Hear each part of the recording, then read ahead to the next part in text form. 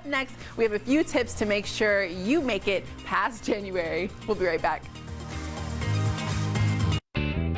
Welcome back. Well, choosing a New Year's resolution is easy, but sticking to it is the hard part. Here to help us stay on track is co-founder of Everyday Woman, Galit Ventura-Rozen. Hello, Galit. Hi, Jillian. How are you? Good. Thank you so much for being here. And this is really important to talk about because we all do it. We all set those resolutions, and a couple weeks into January, we kind of forget about it. So let's talk about what is your very first #1 tip for staying on track? So I always start with the mindset. That's my thing. So we're going to switch you from New Year's resolutions to setting goals. Okay, I like that. Because that has a longer shelf life of 12 months instead of just a few weeks where a lot of us usually drop our New Year's resolutions. So a little easier to maintain it throughout the year. Yes. And something else that I think is really important is having someone along for the ride to keep you accountable, right? Yeah, so just like going to the gym, when you know someone's meeting you there or the personal trainer is meeting you there, you show up because you feel bad.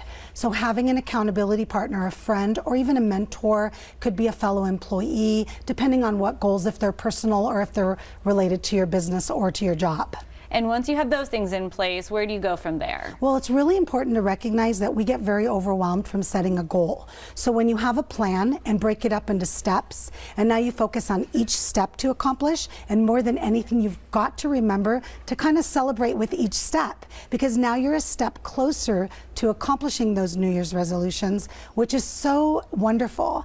And more than anything, let's make sure we set up goals and New Year's resolutions that are attainable, because sometimes we come up with this idea and it's, oh wait, I have 12 months to accomplish that. How can I do that?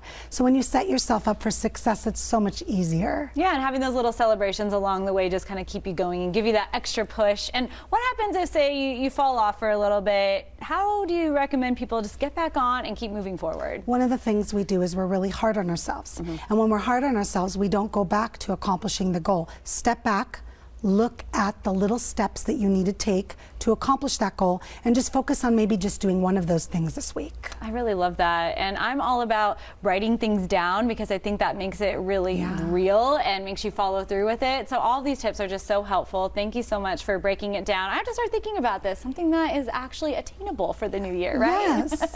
Galit, thank you so much for being here. You always have the best tips. Oh, thank you. Happy holidays. I'll send it over to you, Rocky. Thank you, Jillian. We all got the blue memo, or blue tone memo.